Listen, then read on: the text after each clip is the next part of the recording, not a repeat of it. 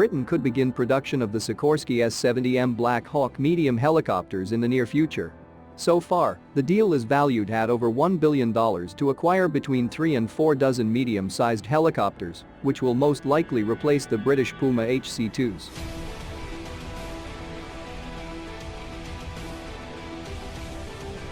Production in the UK, however, of the renowned air defence brand would provide London with a chance to export to both the European and international markets.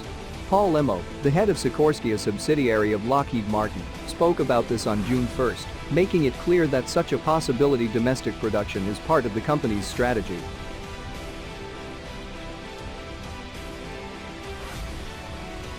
But Mr. Lemmo confirmed that it is still too early for definitive answers and decisions. The company is waiting for the British requirements to be revealed, he replied succinctly. Sikorsky believes that their S70M Black Hawk will be more than successful and will meet British requirements. The future medium helicopter is expected not only to replace the aging Puma HC2 helicopters, but also some squadrons of the Royal Air Force, equipped with another American flagship Bell 212, Bell 412, and AS365 Dauphin.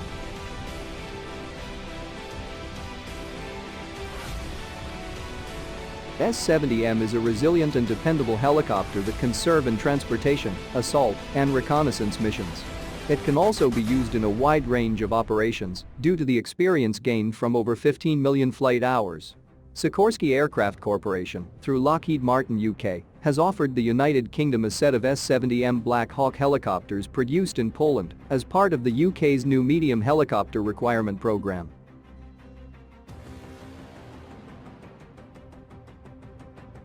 While responding to the British Ministry's inquiry, the Sikorsky team believed that it would fulfill the demands of the UK by delivering its proposal in cooperation with British companies engaged with the production, training, and support of the helicopter model throughout its entire lifespan.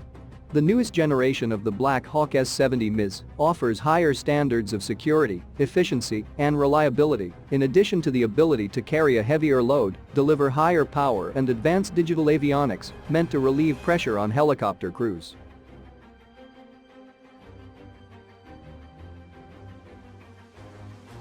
However, the race will not be easy for the Americans. Two European companies, Airbus and Leonardo, have also applied and are ready to set up production lines on the island.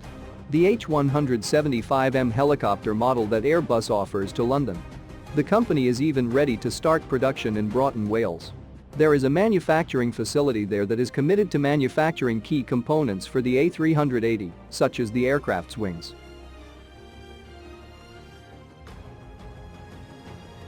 Italian from Leonardo, one of the most famous international helicopter companies in the world, known for quality, safety, and design, offers the British AW149. Leonardo will also meet British requirements and is ready to start building a production line in the Yeovil area of England.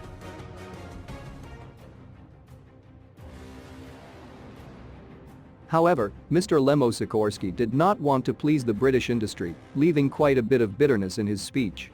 Sikorsky will probably have to do the same as the other two companies, but according to Sikorsky's boss, it's too early to go into too many details.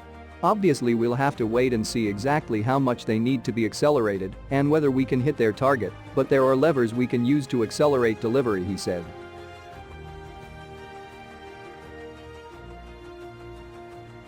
Lemmo and Sikorsky's silence about Sikorsky's production on the island may not serve the Americans well.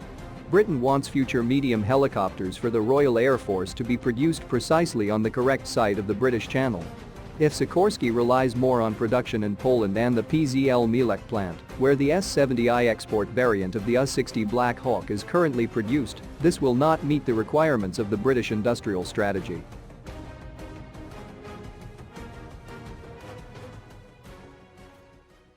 For years, this strategy has been clear close cooperation with local production, if possible, guaranteeing the entire production on the island. New jobs have always been a priority for the British government, regardless of which of the party leaders is at the helm of the island. Of course, it should also be viewed from the point of view of the Americans. Many experts predict that new production on the island by Sikorsky means a much larger investment by Lockheed than by Airbus and Leonardo.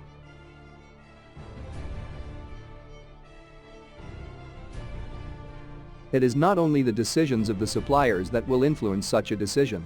Even if Sikorsky guarantees local production, the second key factor is the lifespan of the Puma HC2 helicopters. London is making plans to retire these war machines by 2025. Yes, there are signals that this could happen at a later stage, for example, 2027 to 2028, but a factory before it starts working has to be built. It also takes time and money, as well as unforeseen force majeure.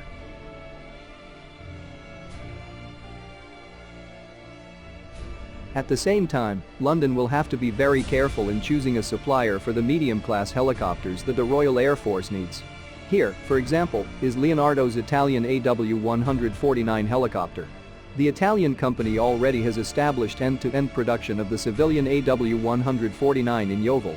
70 UK companies are involved in the supply chain of this helicopter. Rome even made a strong statement by promising London that this civilian AW149 could receive its military design in just 24 months from the day the contract was signed.